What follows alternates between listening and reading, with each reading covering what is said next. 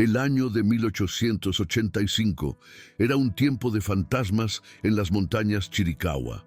El sol de Arizona cocía la tierra roja, extrayendo el último vestigio de vida de la maleza y haciendo que el aire temblara sobre las rocas escarpadas. Este ya no era el corazón palpitante del territorio apache, era su lecho de muerte. Las guerras llegaban a su fin, un largo y sangriento suspiro final, y las pocas bandas que aún se negaban a rendirse eran cazadas como lobos, sus sombras volviéndose más raras y espectrales cada día. El mundo de los hombres blancos, con sus rieles de hierro y alambre de púas, se estaba cerrando como un puño, aplastando la libertad que antes parecía tan infinita como el propio cielo. La ley aquí no estaba escrita en libros, sino en el viento seco. Desconfía, sobrevive. En este escenario de belleza brutal y desesperación silenciosa, cada sonido era una advertencia, cada sombra una amenaza potencial. El grito de un águila podía ser una señal, el crujido de una rama bajo una bota, una sentencia de muerte. La propia tierra parecía cómplice de esta tensión, ofreciendo escondites precarios en sus grietas y cuevas, pero también exponiendo a cualquiera que se moviera por sus llanuras abiertas. Era un mundo crepuscular, un purgatorio entre el recuerdo de un pasado libre y la certeza de un futuro en cautiverio. Los soldados de caballería, los cazarrecompensas y los propios apaches se movían por este paisaje como depredadores y presas, intercambiando roles al antojo del sol y de la suerte. La paz era un espejismo y la esperanza un lujo olvidado hace mucho tiempo. Es en este mundo en colapso que una figura se movía, menos una persona y más un harapo de ser humano impulsado por puro instinto. No pertenecía a este lugar, pero la desesperación la había convertido en su hija adoptiva. Su nombre era Lía, aunque el nombre ya no significaba nada. Era solo un sonido, una reliquia de una vida que le había sido arrancada. Sus ropas, alguna vez el vestido sencillo de la esposa de un comerciante, eran ahora jirones de tela que apenas se aferraban a su cuerpo, rasgados por espinas e intemperie. Su piel, arañada y quemada por el sol, y sus pies, sangrando dentro de botas gastadas, contaban la historia de una huida desesperada, pero eran sus ojos los que contenían la verdadera narrativa. Grandes, febriles, la expresión de un animal acorralado que ya no sabe si corre del cazador o hacia una trampa. Antes de continuar, cuéntame desde dónde estás viendo. Siempre es especial saber hasta dónde llegan estas historias. El dolor de Lía no era físico, aunque su cuerpo dolía a cada paso. Era el dolor de la aniquilación total. Lo había perdido todo. Un hogar, aunque fuera infeliz. Un nombre, aunque estuviera manchado. Y la frágil seguridad que la sociedad ofrecía a las mujeres que seguían sus reglas. Ahora era una paria, una fugitiva cuya desgracia estaba clavada en carteles, en los puestos de avanzada y en los pueblos. Viuda, sí, pero sin el velo de luto o la compasión de la comunidad. En su lugar, cargaba con el estigma de asesina, una marca a hierro candente en su alma, puesta allí por una sociedad que necesitaba un chivo expiatorio para lavar el honor sucio de una familia poderosa.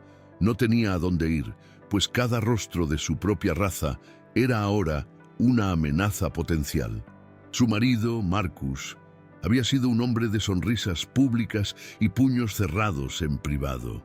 Su violencia era un secreto guardado por las paredes de su casa y por los moretones que Lía había aprendido a ocultar. Su muerte, ocurrida en una pelea de cantina por cartas marcadas, debería haber sido su liberación. En cambio, se convirtió en su condena. La familia de él, rica e influyente, no podía soportar la mancha de una muerte tan sórdida. Era más fácil, más limpio, construir una narrativa diferente, una historia de una esposa adúltera y conspiradora que llevó a un amante para matar al marido y robar su fortuna. La mentira, contada con autoridad y dinero, Rápidamente se convirtió en la verdad aceptada por todos. El juicio fue una farsa, un teatro de hipocresía donde su destino fue sellado antes incluso de que pudiera hablar. Los testigos, pagados o intimidados, tejieron una red de calumnias que la asfixió. La sociedad, siempre ávida de un escándalo para distraerse de su propia monotonía cruel, la devoró. La miraban con desprecio y una excitación enfermiza. La mujer caída, la pecadora. La noche antes de su ahorcamiento, un viejo ayudante de su padre, movido por una última chispa de lealtad, abrió su celda. «Corre a las montañas», susurró. «Es el único lugar donde no se atreverán a seguirte por mucho tiempo». Y así, corrió, cambiando una muerte segura por una supervivencia improbable. La huida la empujó al único lugar que su propio pueblo temía, el corazón del territorio apache. Era una amarga ironía. Para escapar de la justicia de los hombres blancos, tuvo que buscar refugio en el lugar que ellos llamaban salvaje. Pero tras días de carrera, la fuerza que la impulsaba comenzó a flaquear. El hambre roía sus entrañas y la sed había convertido su garganta en papel de lija. El mundo a su alrededor comenzó a disolverse en formas temblorosas y colores febriles. Las rocas parecían observarla, los árboles susurraban acusaciones y el sol era un martillo incansable sobre su cabeza. El instinto de supervivencia, su único combustible, se estaba agotando.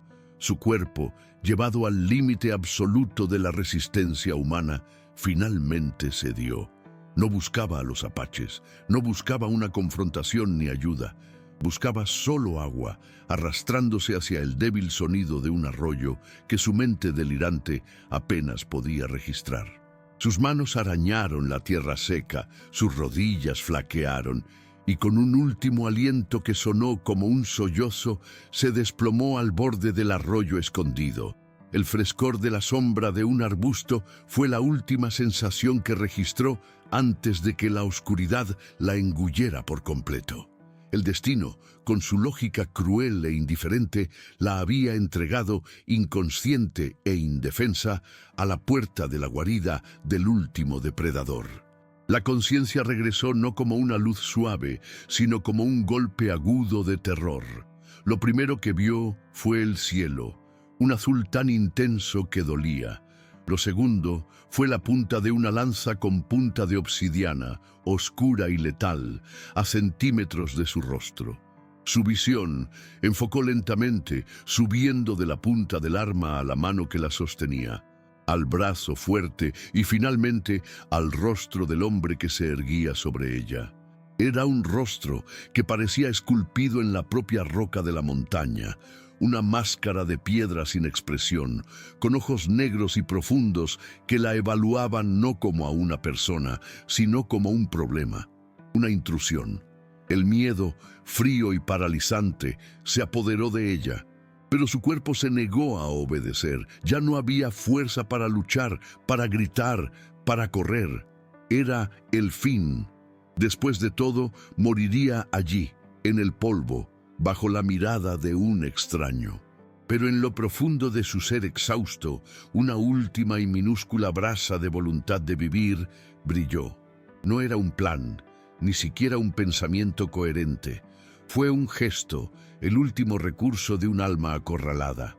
En lugar de encogerse o gritar, Lía juntó las manos frente a su pecho, no en oración, sino en un gesto universal de súplica.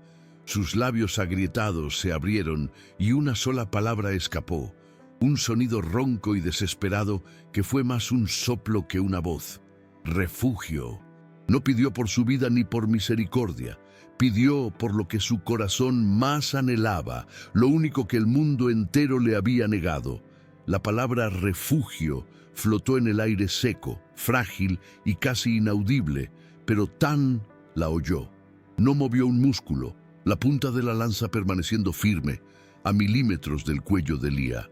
El tiempo pareció estancarse en ese instante de súplica. Para Tan, el rostro de esa mujer era un mapa de todo lo que odiaba y temía. Era blanca, casi transparente, y su mirada, fría y paralizante, Su piel, aunque sucia y quemada por el sol, era del color de la enfermedad que se había llevado a su esposa, el color de los soldados que cazaban a su gente, el color del mundo que lo había quebrado y forzado a este exilio. Su ruego no despertó compasión, sino una oleada de amargura fría. Su primer instinto fue acabar con ello, eliminar la amenaza, borrar el recuerdo vivo de su dolor. La observó por un largo momento, su mirada recorriendo los harapos de su ropa, la delgadez de sus miembros, la desesperación absoluta en sus ojos. No había engaño allí, no había la arrogancia de los colonos. Solo estaba el final del camino. Vio en ella no a una agresora, sino a una criatura tan casada como él mismo. Con una lentitud exasperante, finalmente bajó la lanza. El gesto no fue de aceptación, sino de aplazamiento. «Levántate», ordenó, su voz un cascajo, la primera vez que hablaba. La palabra, en un español quebrado que servía de puente entre sus mundos, era una orden, no una invitación. Lía obedeció, sus piernas temblando tanto que casi volvió a caer. Él no le ofreció ayuda, simplemente se dio la vuelta y comenzó a caminar, esperando que ella lo siguiera. La caminata hasta su campamento fue corta, pero para Lía pareció una eternidad. Se movieron por un sendero casi invisible, un camino que solo alguien que conocía cada piedra y cada arbusto podría encontrar. El campamento no era más que un susurro de existencia, un único wickiup, una cabaña tradicional apache, hábilmente camuflado contra la ladera de una roca, una hoguera apagada y algunas pieles de animales secándose al sol. Era un lugar de soledad, no de comunidad, un escondite, no un hogar. El silencio allí era pesado, el silencio de un hombre que pasaba más tiempo escuchando el peligro que hablando con otras personas. Cuando emergieron de entre los árboles, dos pequeñas figuras que estaban cerca de la cabaña se congelaron. Un niño de unos 10 años y una niña, quizás de 6. Sus ojos, oscuros y curiosos al principio, se abrieron de miedo y luego se entrecerraron de odio al ver a Lía. El niño, que tenía la misma expresión seria que su padre, dio un paso adelante, el pecho hinchado en una imitación de desafío guerrero. La niña, por otro lado, soltó un pequeño gemido de pavor y corrió a esconderse detrás de las piernas de Tan, aferrándose a él como si Lía fuera un monstruo salido de un cuento de terror. El rechazo fue instantáneo, visceral y absoluto. Lía se detuvo, la poca esperanza que había parpadeado en su pecho apagándose como una vela soplada. La mirada del niño era más dolorosa que cualquier lanza. La encaró, sus jóvenes rasgos contorsionados en una máscara de desprecio que había aprendido del dolor de su padre. Entonces, hizo algo que rompió el corazón de Lía en 1000 pedazos. Se inclinó hacia un lado y escupió en la tierra seca cerca de los pies de ella. Plaga blanca, siseó, la palabra en su lengua nativa, pero el significado era universal, inconfundible. Era la voz del luto de su padre, la repetición de una lección enseñada entre lágrimas y rabia. Para ese niño, ella no era una mujer, era la plaga encarnada. La niña, aún escondida detrás de Tan, comenzó a llorar, con sollozos ahogados contra el cuero de los pantalones de su padre. Sus pequeños hombros temblaban de miedo. Miraba a Lía por entre los huecos de las piernas de su protector, sus ojos redondos y húmedos de lágrimas. Lía vio en ella el reflejo de su propio terror, la vulnerabilidad de una niña que ya había perdido demasiado. Esa pequeña familia, un padre roto y sus 2 hijos en duelo, era una isla de dolor, y ella, la náufraga no deseada, había traído la tormenta de vuelta a sus costas. El rechazo de los niños era una sentencia mucho más cruel que la de los hombres que querían ahorcarla. Tan permaneció en silencio durante todo el episodio, pero observó atentamente la reacción de sus hijos. La hostilidad de ellos era un espejo de sus propios sentimientos, pero verla manifestada de forma tan cruda en sus rostros pareció perturbarlo. Puso una mano en la cabeza de su hija, un gesto de consuelo, mientras su mirada permanecía en Lía. Su rostro era ilegible, pero la decisión ya se estaba formando en su mente. No iba a permitir que esa fuente de miedo y dolor permaneciera cerca de sus hijos. Su deber como padre superaba cualquier impulso de misericordia que pudiera haber tenido. Esperó hasta que la niña se calmara antes de dirigirse a Lía. Su voz estaba desprovista de cualquier emoción.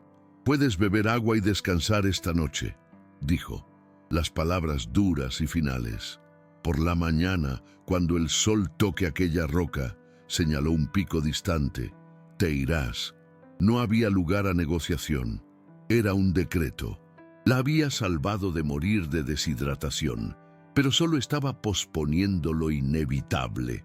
Le ofreció un sorbo de vida, pero no un lugar para vivir. La hospitalidad apache, sagrada para su pueblo, tenía un límite, y ese límite era el bienestar de sus hijos. Lía simplemente asintió con la cabeza, incapaz de formar palabras. ¿Qué podía decir? ¿Que no era una amenaza? ¿Que ella también estaba de luto? Sus tragedias no significaban nada aquí. Para esta familia, ella era un símbolo, un fantasma. Se sentó pesadamente donde estaba, el agotamiento apoderándose de ella como una marea. Observó a Tan llevar a sus hijos dentro del wickiup, sus voces bajas y preocupadas mezclándose en un murmullo que la excluía. Estaba en el campamento, pero nunca había estado tan sola. El rechazo no era solo social, era espiritual. Era un espíritu maligno que debía ser exorcizado al amanecer. Tan reapareció momentos después, dejando un cuenco de madera con un poco de estofado de conejo y un odre de agua a una distancia segura de ella. No dijo nada, y ella tampoco. El gesto era funcional, no amable. Era el combustible para que tuviera fuerzas para partir al día siguiente. La veía como un veneno, un contagio que amenazaba la frágil paz de su hogar. Y tenía razón a su manera. La presencia de ella traía el mundo exterior a su santuario, un mundo que él había intentado desesperadamente dejar atrás. No podía albergar un veneno cerca de sus crías. Mientras la noche caía sobre las montañas Chiricahua, el frío se instaló. Lía se encogió, el cuerpo adolorido, el alma en jirones. Comió el estofado, cada bocado un recordatorio de que su supervivencia era temporal, una caridad a regañadientes. Desde el interior de la cabaña podía oír los sonidos suaves de la vida familiar. El padre contando una historia en su lengua, la risa baja de la niña, el murmullo somnoliento del niño.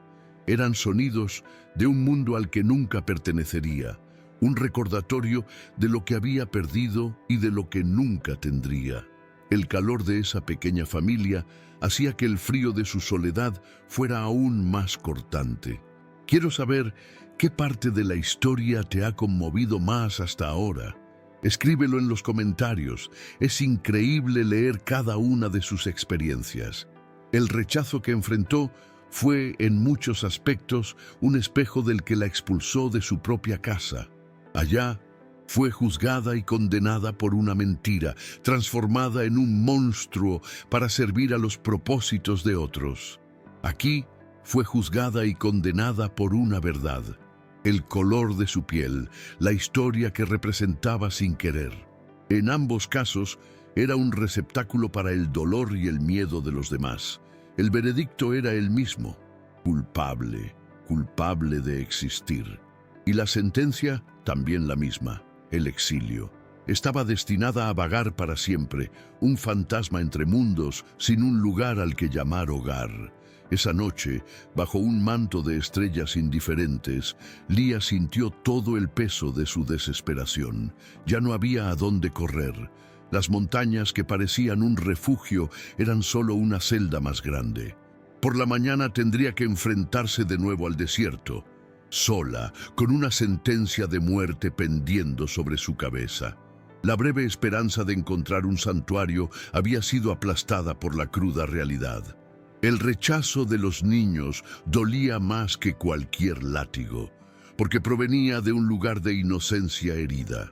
No la odiaban por quien era, sino por lo que representaba, y eso era algo que nunca podría cambiar. Cerró los ojos, no para dormir, sino para rendirse a la oscuridad. El agotamiento era tan profundo que la muerte parecía menos un terror y más un alivio. Pensó en su vida, una serie de jaulas, la casa de su padre, el matrimonio con Marcus, la celda de la prisión y ahora la soledad de este campamento hostil. La libertad que había buscado era una ilusión. No había escapatoria, ni en este mundo ni en el próximo. Mientras el sueño finalmente la vencía, un sueño pesado y sin ensueños, no sabía que el destino aún no había terminado con ella. La noche más oscura de su alma contenía una prueba final, una prueba de sacrificio que lo cambiaría todo. El fuego en la hoguera central se había reducido a brasas, arrojando un débil brillo rojo sobre el pequeño campamento. Tan estaba sentado a la entrada de su wickiup, vigilando. No dormía. Su instinto de protector estaba en máxima alerta con la presencia de la extraña. Miró la forma encogida de Leah y luego a sus hijos, durmiendo pacíficamente adentro. Su corazón era un nudo de conflictos. La mujer era la simiente de su pueblo, la causa de su dolor, pero también era una criatura desesperada. Sin embargo, la elección era clara. Elegiría a sus hijos, siempre.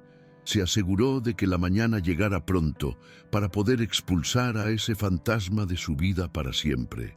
Leah, en su profundo sueño, no sintió el sutil cambio en el aire, la leve vibración en la tierra. No oyó el deslizamiento casi silencioso sobre la arena y las hojas secas. La noche en el desierto estaba llena de peligros, y uno de ellos, atraído por el calor residual de las piedras cerca de la hoguera, se movía lentamente a través de la oscuridad. Una serpiente de cascabel, cazando en el frescor de la noche, se deslizaba sin saberlo hacia el campamento silencioso, hacia el lugar donde dormía la hija de Tan, un movimiento sinuoso y letal que se convertiría en el catalizador inesperado de una nueva e improbable alianza. El rechazo de Tan y sus hijos fue el punto más bajo del viaje de Leah, el fondo del pozo de su existencia. Había suplicado por refugio y a cambio había recibido una sentencia de expulsión. Se le informó, sin rodeos, que su sola presencia era un veneno, una contaminación para esa pequeña y herida familia. El dolor de ese veredicto fue absoluto, dejándola despojada de toda esperanza. Se acostó a dormir esa noche creyendo que su camino había terminado, que no había nada más por delante que el final. Pero fue precisamente porque sentía que ya no le quedaba nada, que en breve sería capaz de darlo todo.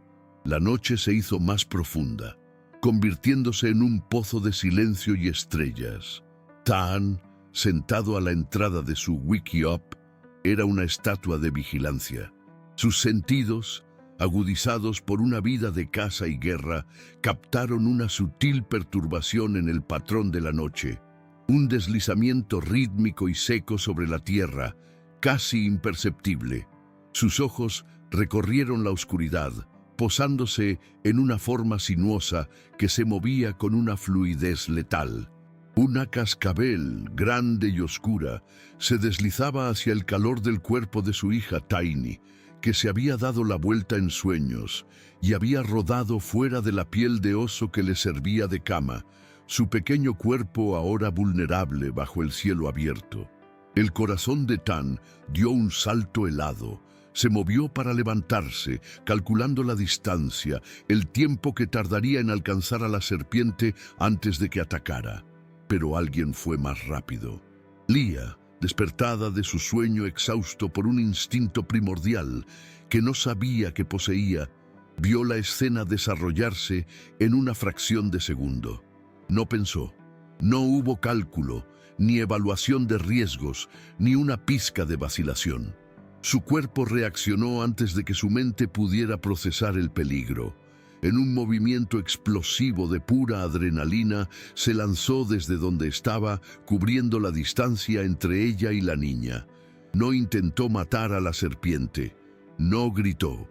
Simplemente se convirtió en un escudo, poniendo su propio cuerpo sobre el de Tiny, un instante antes de que la cascabel lanzara su ataque.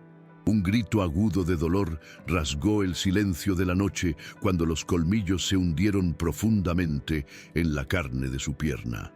Tan se quedó paralizado por un latido, impactado por la velocidad y la naturaleza absoluta de su sacrificio. La mujer a la que había llamado veneno se había convertido en el antídoto. Entonces, su entrenamiento de guerrero tomó el control. En un abrir y cerrar de ojos, estaba de pie, con el cuchillo en la mano. Con un movimiento rápido y preciso, decapitó a la serpiente, su cuerpo aún retorciéndose en el suelo. Pero su atención ya estaba en Leah, que se había girado de lado, agarrándose la pierna con el rostro contraído por la agonía. La pequeña Tiny, despertada por el grito, se sentó, confundida y asustada, ilesa. Niyol, el niño, salió corriendo del Wickiup con los ojos desorbitados de terror y asombro. El odio y la desconfianza de Tan se evaporaron, reemplazados por una urgencia feroz. «Niyol, trae las hierbas del saco de cuero. ¡Rápido!», le gritó a su hijo, mientras se arrodillaba junto a Leah. Le rasgó la tela del pantalón, exponiendo la fea herida donde 2 marcas de colmillos ya comenzaban a hincharse y oscurecerse. No dudó. Presionó su boca sobre la mordedura y comenzó a succionar el veneno, escupiendo la sangre oscura y la saliva en la tierra. Era un acto íntimo y desesperado, un intento de extraer la muerte del cuerpo de la mujer a la que había condenado a morir horas antes. La ironía de la situación era tan espesa como el veneno que intentaba eliminar. La noche se transformó en una batalla febril por la vida de Leah. Tan trabajó con una concentración total, utilizando todo el conocimiento ancestral que poseía. Después de succionar todo el veneno que pudo, aplicó una cataplasma de hierbas masticadas para retrasar la propagación de la ponzoña, mientras preparaba otra infusión para que ella bebiera, una mezcla amarga que combatía la fiebre y el dolor. Los niños observaban en silencio, el miedo inicial dando paso a una fascinación aterrorizada. Veían a su padre, el hombre más fuerte que conocían, luchando con una dedicación desesperada por salvar a la plaga blanca. La imagen era tan poderosa que sacudió los cimientos de su joven odio. Leah se sumergió en un mar de fiebre y dolor. Su conciencia iba y venía, fragmentos de delirio mezclándose con la realidad. En sus momentos de lucidez veía el rostro serio de Tan cernido sobre ella, sus ojos oscuros, llenos de una intensidad que no podía descifrar. Sentía el toque de manos pequeñas y vacilantes, una poniéndole un paño frío en la frente, otra tratando de ayudarla a beber la amarga infusión. Los niños, que la habían rechazado con tanto veneno, ahora participaban en su curación. La hostilidad en sus ojos había desaparecido, reemplazada por una curiosidad cautelosa y una preocupación infantil. Durante 3 días y 3 noches, Tan apenas durmió. La cuidó como había cuidado a su esposa en sus últimos días, y el recuerdo era un cuchillo en su corazón. La similitud de la situación lo obligó a revivir su impotencia, su dolor. Pero esta vez era diferente. Esta vez había una oportunidad.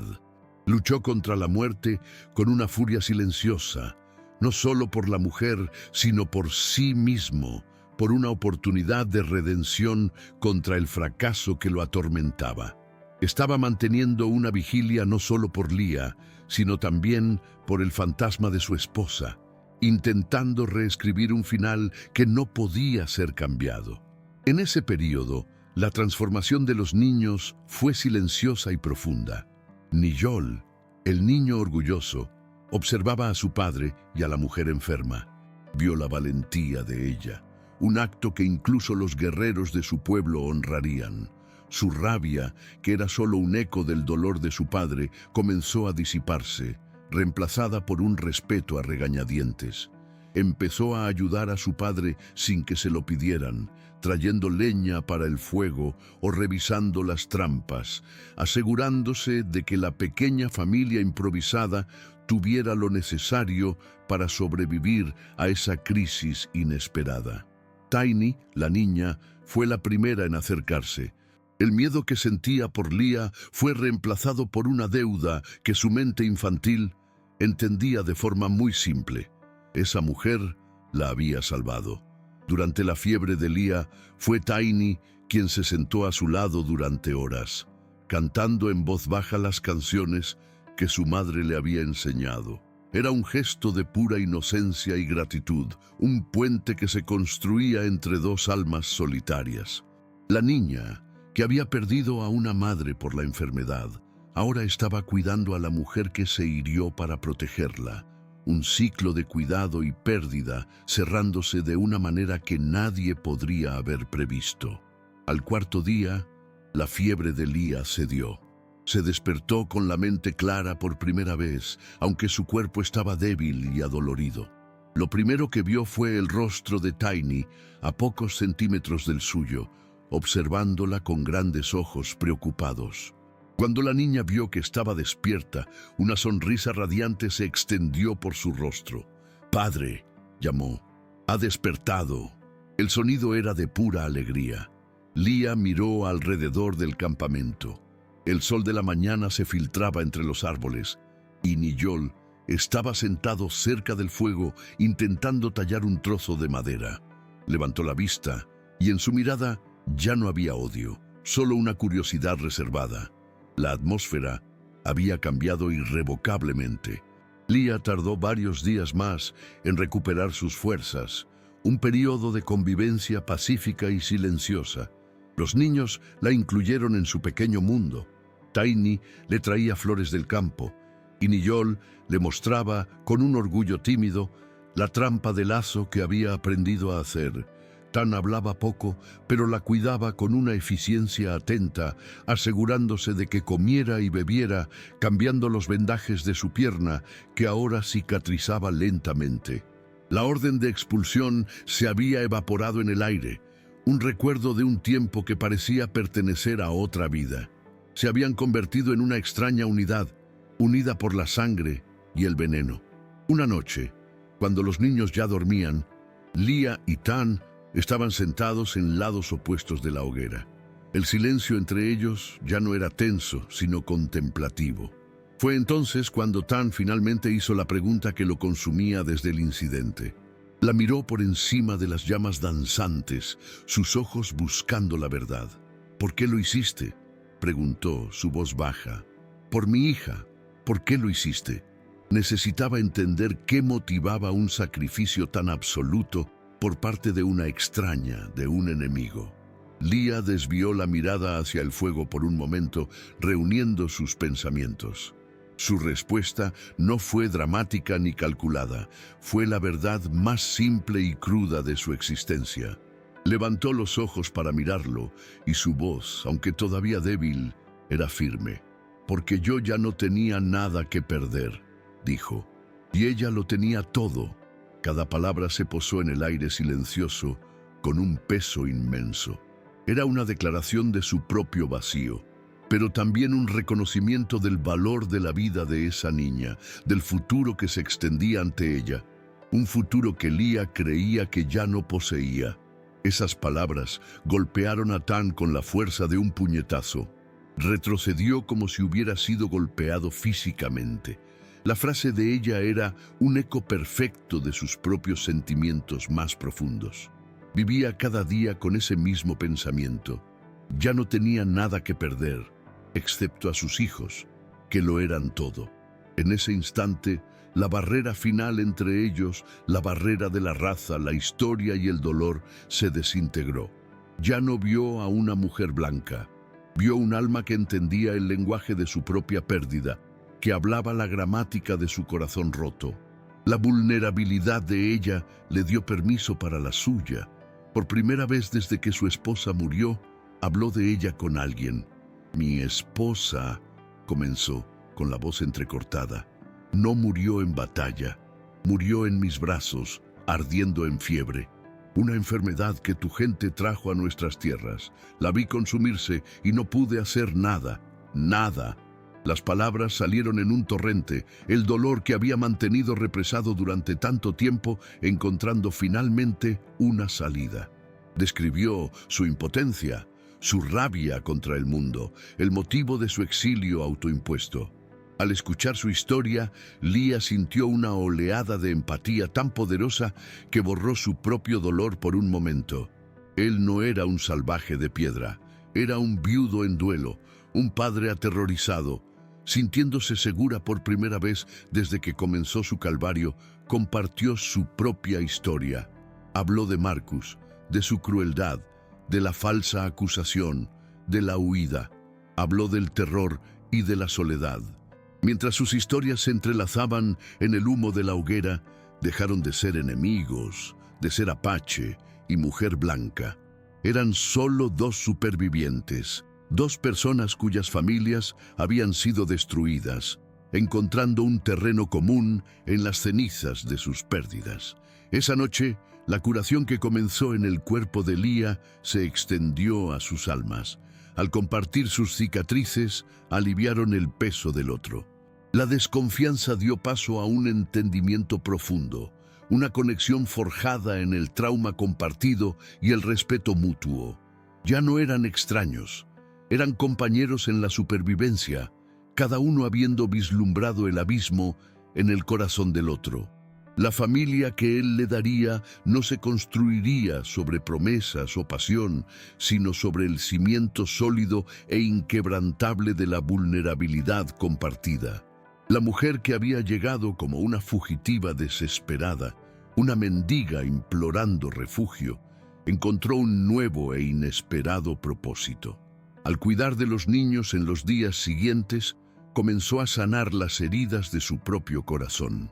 El vacío que sentía comenzó a llenarse no de seguridad o posesiones, sino de la necesidad de ser necesaria. La risa de Tiny se convirtió en su música y el creciente respeto en los ojos de Niyol en su validación. Ya no era Lía, la viuda buscada. Se estaba convirtiendo en algo nuevo, la protectora reacia de esa pequeña y fracturada familia. Ella, que no tenía nada, comenzó a sentir que lo tenía todo. Cada día aprendía el lenguaje de ese lugar salvaje, ya no como una fugitiva, sino como una habitante. Tan le enseñó qué raíces eran comestibles, cómo leer las señales del tiempo en las nubes, y ella, a cambio, trajo de vuelta a sus vidas algo que habían perdido: la suavidad. Enseñó a los niños canciones de cuna que su propia madre le había enseñado, historias de un mundo que no era solo hostil y peligroso. Comenzó a transformar ese escondite en un hogar. La transformación de ella fue reflejada por la de Tan. La presencia de Lía comenzó a descongelar la amargura que envolvía su corazón. Verla con sus hijos, ver la gentileza y el cariño que les ofrecía, comenzó a llenar el vacío dejado por su esposa de una manera que nunca creyó posible. Comenzó a sonreír de nuevo, sonrisas pequeñas y raras, pero genuinas. La mujer a la que estaba dispuesto a expulsar como un veneno había resultado ser, de hecho, un remedio, no solo para su soledad, sino también para la de sus hijos. El amor, cuando finalmente llegara, no sería una tormenta de pasión, sino el crecimiento lento y firme de un árbol en suelo rocoso. Se construiría a partir de momentos como estos: una comida compartida, un silencio cómodo, una lección enseñada, una canción cantada. La mujer que suplicó por refugio había encontrado algo mucho más profundo. No solo recibió un lugar donde esconderse, recibió un lugar al que pertenecer, y al hacerlo, ella se convirtió en el puerto seguro, el refugio que esa pequeña familia ni siquiera sabía que estaba buscando. El acto de sacrificio instintivo de Lía rompió el ciclo de odio y miedo que definía la existencia de Tan. Al ofrecer su cuerpo para proteger a su hija, demostró una verdad que trascendía la raza y la historia. El lenguaje del amor protector es universal. Este único acto de coraje altruista obligó a Tan a reevaluar todo lo que creía sobre la gente de ella y sobre ella misma. Esperaba malicia y encontró sacrificio. Esperaba egoísmo y encontró abnegación. Esta disonancia cognitiva abrió la primera grieta en su armadura de amargura. La convivencia forzada durante su recuperación cimentó este cambio. Día tras día, Tan y sus hijos fueron expuestos no a la plaga blanca que temían, sino a la humanidad de Lía. Fueron testigos de su dolor, su resiliencia y su bondad inherente. La mujer que veían cuidando de sus heridas, sonriendo débilmente a una flor que Tiny le traía, no era el monstruo de su imaginación, era solo una mujer herida y sola, igual que ellos. Esta exposición gradual y constante a su verdadera naturaleza fue lo que permitió que el respeto y, finalmente, el afecto echaran raíces. La rutina que se estableció en el pequeño campamento era de una paz frágil, tejida con los hilos de la curación y la nueva confianza. Lía aprendía a moler bellotas y Tan enseñaba a Niyol a leer las huellas de un venado, mientras Taini hacía muñecas con ramitas y hojas. Por un breve periodo, el mundo exterior con sus peligros pareció un sueño lejano. Pero la paz en las montañas Chiricahua era un animal asustadizo que huía a la menor señal de peligro. Y el peligro llegó, no como un trueno, sino como un temblor distante. Tan, cazando en una cresta elevada, los vio. 3 jinetes, moviéndose, son la arrogancia descuidada de hombres que no respetaban la tierra.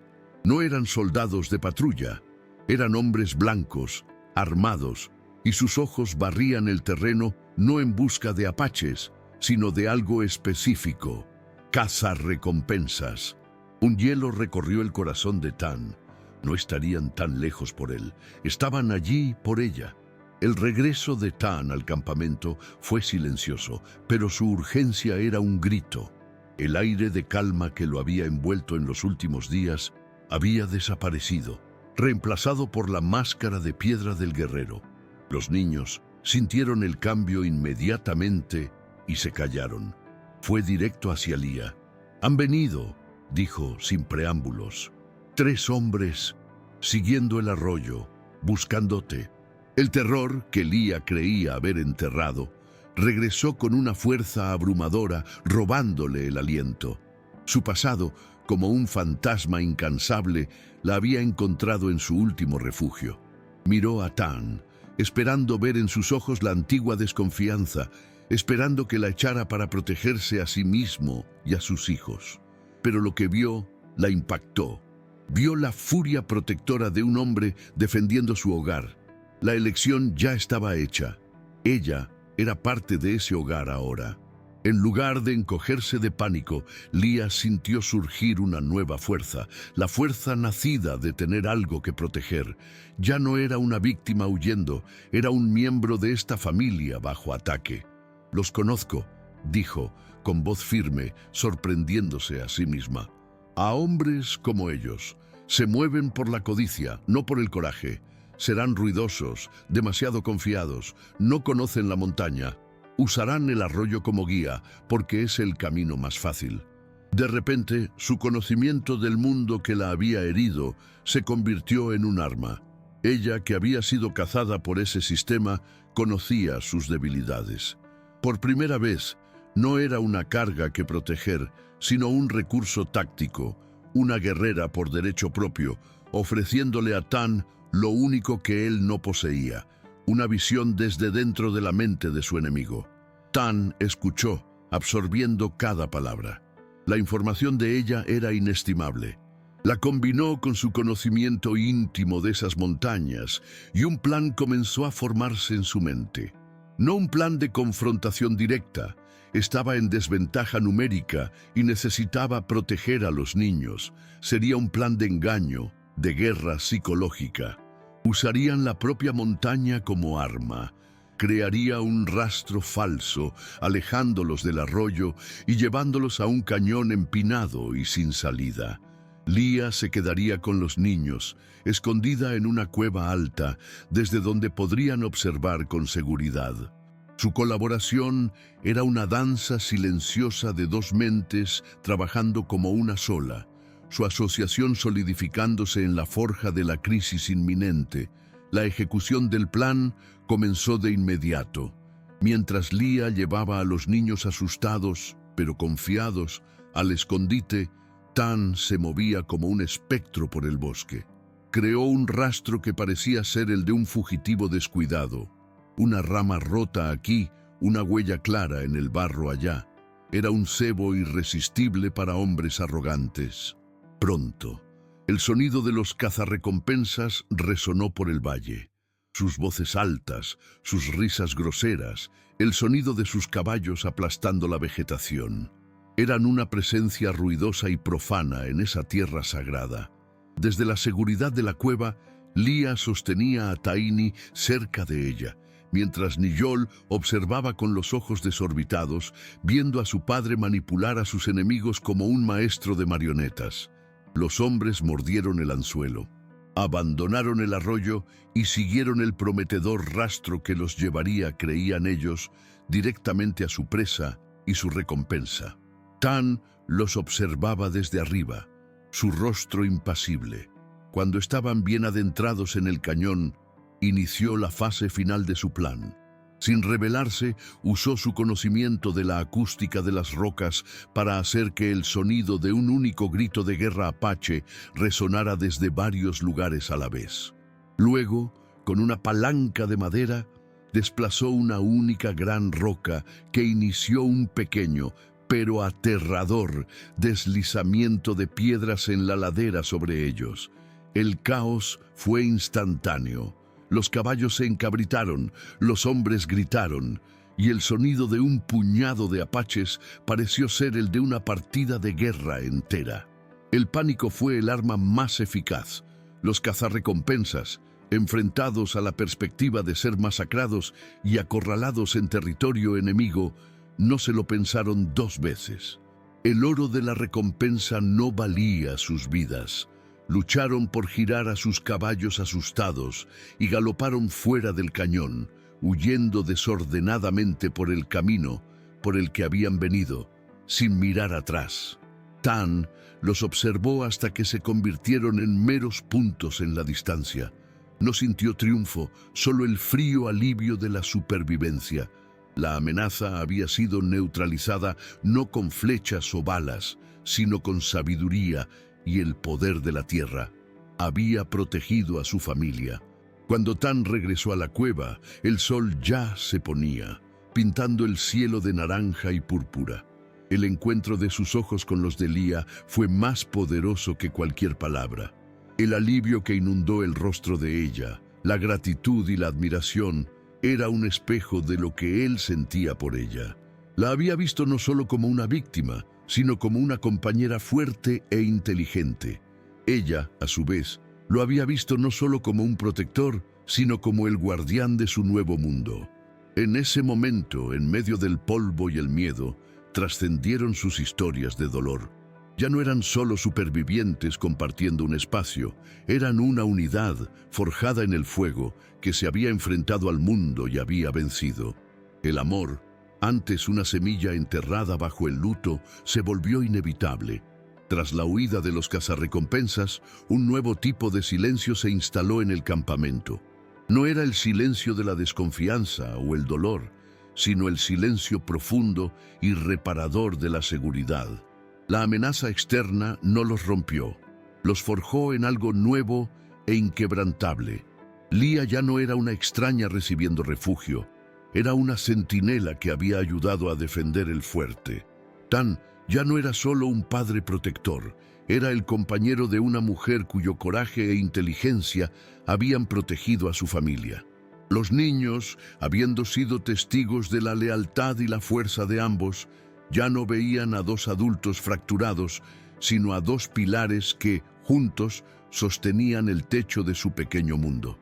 La crisis había cimentado sus cimientos, transformando su frágil refugio en un verdadero hogar. La transformación de Lía estaba completa.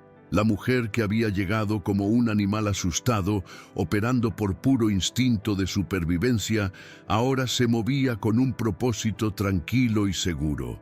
La fuerza que antes usaba para huir, ahora la usaba para construir. Remendaba la ropa de los niños con una habilidad redescubierta, su aguja improvisada tejiendo hilos de cuidado en cada parche. Enseñaba a Niyol a hacer nudos más fuertes y contaba a Tiny historias sobre las estrellas, mezclando las leyendas de su propio pueblo con las que Tan le había enseñado. Ella, que había perdido su nombre y su historia, ahora se estaba convirtiendo en la guardiana de los recuerdos y del futuro de esa pequeña tribu de 4 personas. Su pasado ya no era una fuente de terror, sino una cicatriz que le daba profundidad y sabiduría. Miraba las montañas no como una prisión, sino como su santuario. La sociedad que la había condenado parecía ahora pequeña y distante, una pesadilla febril de un mundo que ya no era el suyo. Había encontrado la paz, no en la absolución de sus acusadores, sino en la indiferencia hacia ellos. Su valor ya no estaba definido por un cartel de «se busca» o por el veredicto de hombres crueles, sino por el calor de la mano de una niña en la suya, por la mirada de respeto de Tagn, por la sensación de pertenencia que llenaba el vacío en su alma. El amor entre ella y Tagn floreció sin la necesidad de grandes declaraciones. Estaba en los pequeños gestos del día a día. Estaba en la manera en que él le dejaba la parte más tierna de la carne de caza, en el modo en que ella se aseguraba de que él tuviera agua fresca esperándolo cuando regresaba. Estaba en los largos silencios que compartían junto al fuego, una comunicación que trascendía las palabras. Él no veía en ella un sustituto de la esposa que había perdido. Veía a la mujer que le había enseñado que el corazón podía romperse y aún así aprender a amar de nuevo, de una manera diferente, pero no menos profunda. Era la compañera que lo ayudó a construir una nueva vida a partir de las ruinas. Para Lía, Tan era la personificación de la seguridad y la aceptación.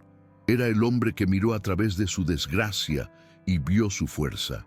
La había acogido cuando su propio pueblo la había expulsado y había luchado por ella cuando su pasado regresó para atormentarla.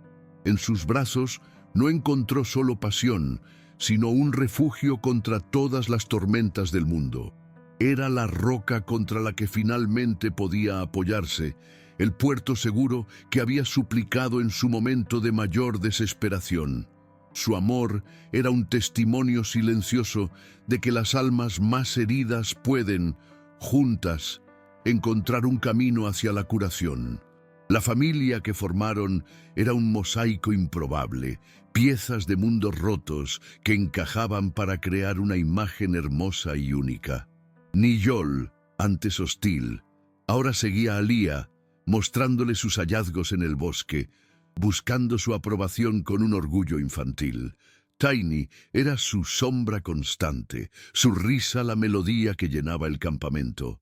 Un día, Tan observó a Lía enseñando a Tiny a trenzar su cabello, un acto de ternura materna tan natural que llenó sus ojos de lágrimas. La mujer que casi había echado había devuelto la luz y el calor a la vida de sus hijos, sanando heridas que él ni siquiera sabía que aún sangraban. La mujer que llegó flaca y desesperada, ahora tenía el cuerpo fuerte de quien vive de la tierra y el alma nutrida por el amor. Ella, que suplicó por un lugar donde esconderse, se convirtió en el corazón de ese hogar, la fuerza cohesiva que unía esas 4 vidas. Su viaje no había sido una huida de la injusticia, sino una búsqueda de su verdadero lugar en el mundo. Y lo había encontrado allí, en ese pequeño campamento escondido en las montañas más salvajes, junto a un hombre solitario y sus 2 hijos huérfanos de madre. El desenlace de su historia no fue un regreso triunfal a la sociedad o la limpieza de su nombre. Fue algo mucho más real y profundo.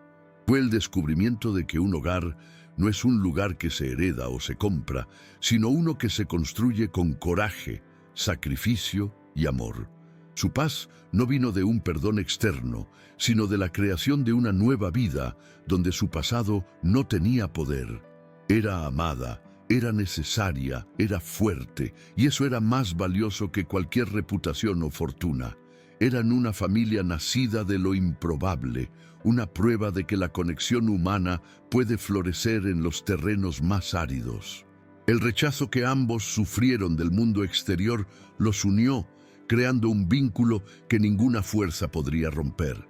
En el aislamiento de esas montañas encontraron no la soledad, sino la plenitud, demostrando que, a veces, es necesario perderlo todo para encontrar lo que realmente importa.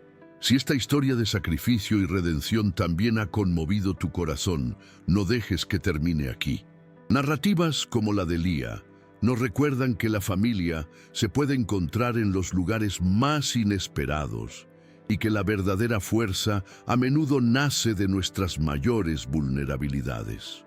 El poder de una historia reside en su capacidad de viajar, de inspirar y de conectar almas a través del tiempo y el espacio. Deja tu like para que más personas puedan encontrar este mensaje de esperanza. Comparte con aquellos que necesitan recordar el poder de un nuevo comienzo y suscríbete para seguir acompañando historias que tocan el alma. Tu apoyo nos permite continuar tejiendo estas narrativas de coraje y amor que esperamos traigan un poco de calor a tu día.